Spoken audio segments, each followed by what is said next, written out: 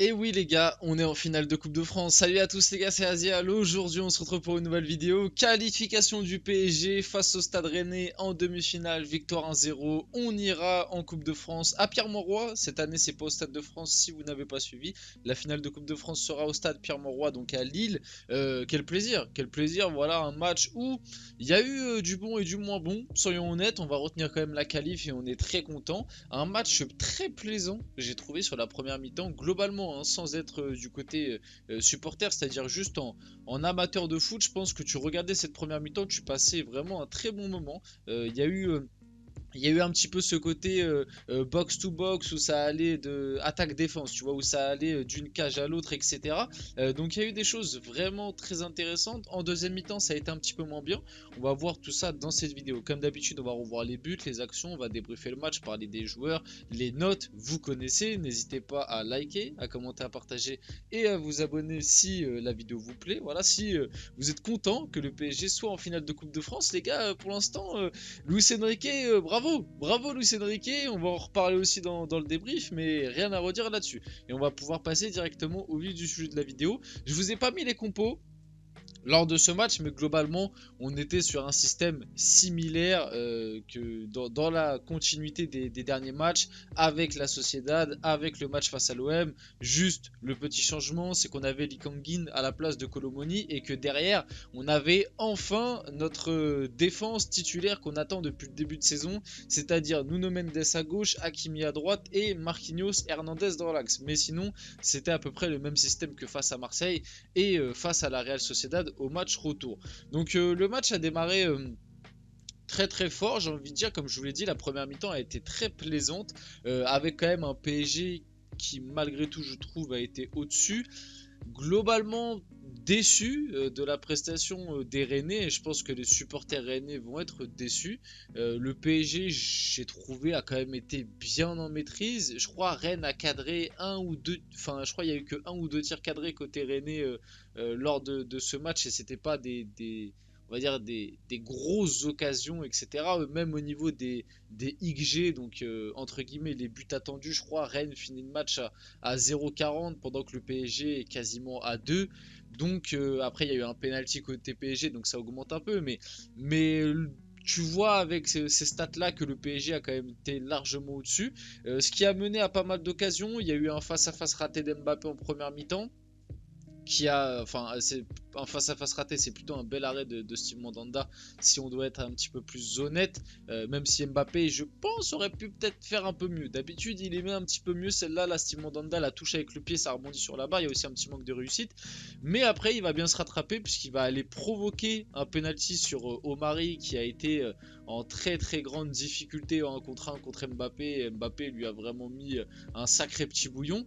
Penalty provoqué par Mbappé qu'il va rater et tu le voyais après moi je vous dis limite ce penalty raté d'Mbappé nous a permis d'avoir un Mbappé que j'ai trouvé vraiment impliqué. Enfin, déjà, je trouve qu'il était impliqué à partir du début du match, mais je trouve qu'après ce penalty raté, tu le voyais à son visage, etc., que il n'était pas satisfait et ce qui nous a mené à des scènes assez légendaires. Les gars, je crois qu'il va falloir l'écrire dans un calendrier, mais sur ce match-là de Coupe de France face à Rennes, on a vu un Mbappé qui a fait des efforts défensifs. Ça faisait combien de temps on a vu un Mbappé qui à un moment a lâché un tacle de défenseur, un tacle de latéral où il a lâché une course de peut-être 15-20 mètres pour revenir, tacle, etc. pour récupérer la balle. Je sais pas, ça faisait combien de temps que j'avais pas vu ça de la part d'Mbappé. Peut-être ça date moi, le dernier gros souvenir d'Mbappé qui fait un effort défensif, c'était face au Bayern en 2021 au Parc, où à un moment,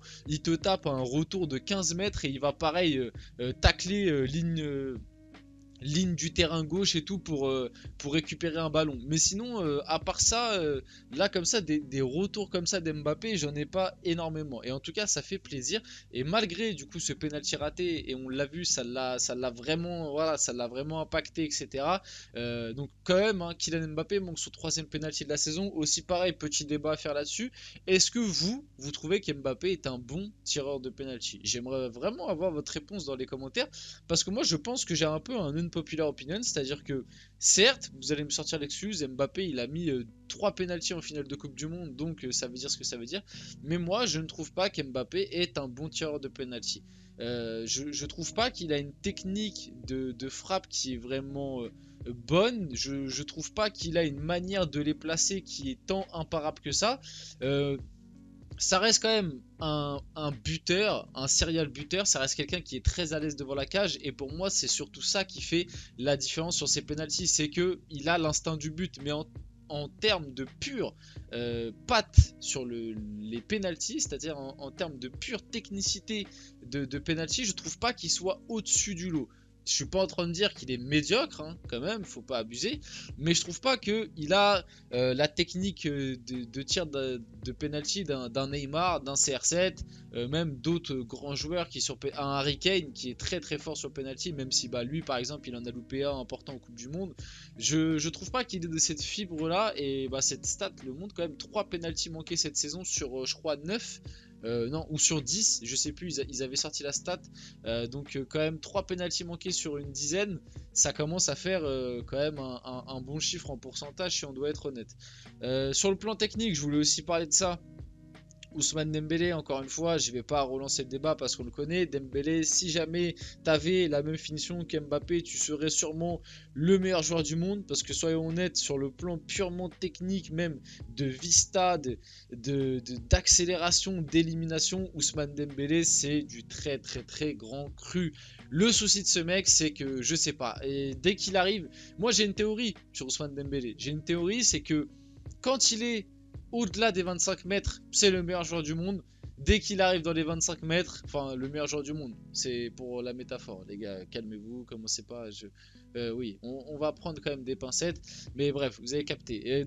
Quand il est au-delà des 25 mètres du but adverse, c'est le meilleur joueur du monde, crochet, élimination, contrôle orienté, feinte de corps, il te fait tout, même passe en profondeur. Il a une très très bonne vista, Ousmane Dembélé, honnêtement. Je m'en rends compte encore plus depuis qu'il est au PSG, mais il a une très bonne qualité de passe et il a une bonne vista, vision de jeu. Et c'est quelque chose que j'y voyais peut-être moins avant. Enfin, il l'avait sûrement, mais moi, avec mon œil, je lui décelais un peu moins cela. Et depuis qu'il est au PSG, je le vois un peu plus.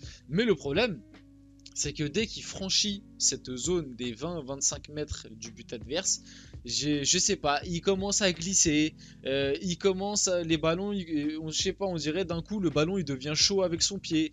Il y a un truc, je sais pas, les fils se touchent et c'est grandement dommage. Et encore une fois, face à Rennes là, il a été très bon techniquement, mais énormément de déchets et notamment devant le but.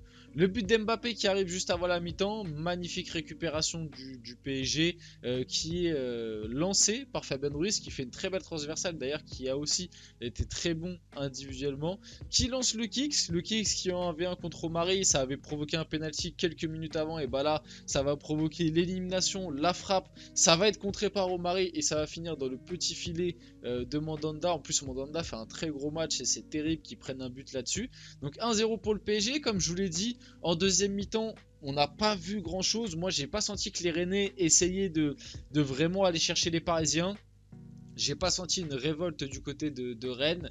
Et globalement, du coup, le PSG en deuxième mi-temps a un peu géré. C'était un peu décevant, si je dois être honnête, en deuxième mi-temps. Comme je vous le dis, la première mi-temps a été très très plaisante. La deuxième mi-temps, un petit peu moins, et des deux côtés. Hein, parce que Rennes, comme je vous l'ai dit sur le match, a quand même été globalement décevant. Donc, qualification du PSG, hein, après tout ça. La statistique de Kylian Mbappé en Coupe de France, c'est 30 matchs, 37 buts, 14 passes D. C'est vrai que c'est des très bonnes statistiques. Après, quand même, dans l'eau, t'as affronté des R1, t'as affronté des nationales 2, 3. Voilà, c'est pour ça aussi que les stats sont assez gonflés, mais ça reste quand même assez exceptionnel de la part d'Mbappé. Donc victoire 1-0 du PSG face à Rennes, direction la finale de Coupe de France. Kylian Mbappé buteur, vite fait. Quand même, on va parler un petit peu de certaines prestats individuelles. À noter qu'Mbappé n'est pas sorti, hein, bizarrement, quand il est plutôt dans le ton. C'est pas le meilleur match d'Mbappé, mais il a été quand même plutôt dans le ton. Et bah, à noter que il sort pas. Luis Enrique lui fait confiance et en plus, c'était un gros match. Moi, j'ai trouvé Fabian Ruiz très solide, Marquinhos pour un retour aussi, Hernandez derrière aussi a été très bon.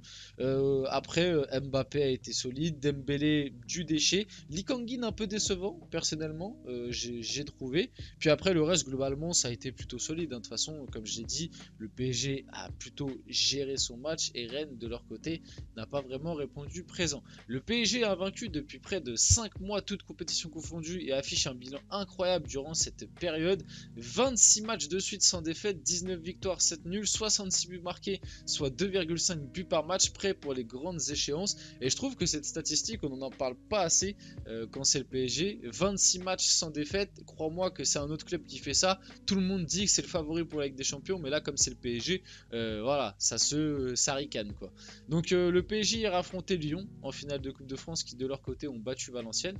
Et puis voilà, on va pouvoir finir la vidéo là-dessus. J'espère que ce débrief vous a plu. Si c'est le cas, n'hésitez pas à le liker, à commenter, à partager et à vous abonner les gars. C'était Azial, on se retrouve très rapidement pour une prochaine vidéo.